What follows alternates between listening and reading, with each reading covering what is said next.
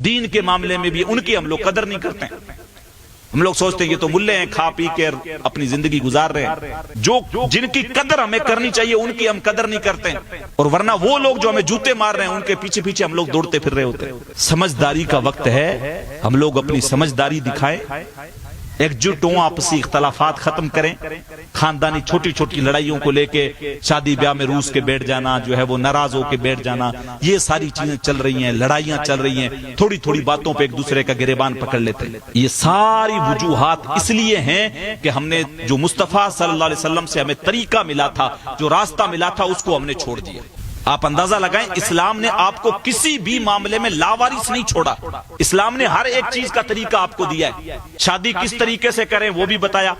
عقیقہ کیسے کرنا ہے وہ بھی بتایا، ولیمہ کیسے کرنا ہے وہ بھی بتایا،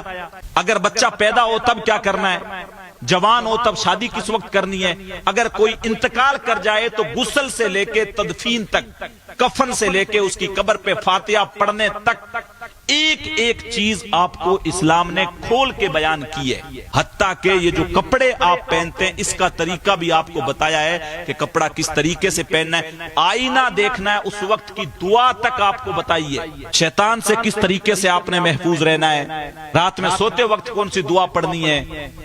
بیت الخلا میں جا رہے ہیں آپ تب تک آپ کو دعا بتائیے، یہ دعا پڑھنی ہے آپ کو جاتے ہوئے، مسجد میں داخل ہوں یہ دعا پڑھنی ہے، نکلتے وقت یہ دعا پڑھنی ہے۔ آج ہی میں ایک حدیث پڑھ رہا تھا، حضور علیہ الصلوۃ والسلام نے ارشاد فرمایا کہ جب گھر کے اندر جاؤ تو جو بندہ ہے اس کو سلام کرو، اور اگر کوئی گھر کے اندر نہیں ہے تو حضور نے ارشاد فرمایا تم میرے اوپر سلام کرو، السلام علیکہ یا رسول اللہ۔ اگر آپ گھر کے اندر کوئی بھی نہیں ہے تو آپ حضور پہ سلام کرو۔ یہ ہمیں تو دین سکھایا گیا، ہم نے تو یہ ساری چیزیں چھوڑ دی، ہم نے جو چیزیں اسلام کی تھی ان ساری چیزوں کو چھوڑ دیا، اور جو غیروں کی رسمیں تھیں ان ساروں کو اپنے گلے میں ڈال لیا اور مالا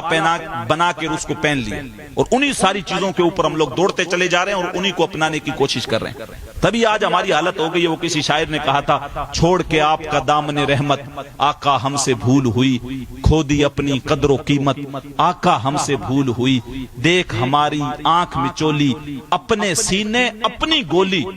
بھول گئے ہم در سے اخوت آقا ہم سے بھول ہوئی۔ یہ تو ہمارے حالات ہو گئے، آج دیکھو آپس میں ہم لوگ ہی لڑ رہے ہیں، ایک دوسرے کے خون کے پیاسے ہم ہی لوگ ہیں، اور کوئی بھی کچھ بھی ہمارے پاس نہیں، کچھ بھی نہیں ہے، کسی بھی سبجیکٹ میں ہم زیرو ہیں، کچھ بھی نہیں ہے۔ بچے بھی ہمارے اگر پڑھ رہے ہیں تھوڑے بہت 8ویں 10ویں تک جا کے وہ بھی چھوڑ دیتے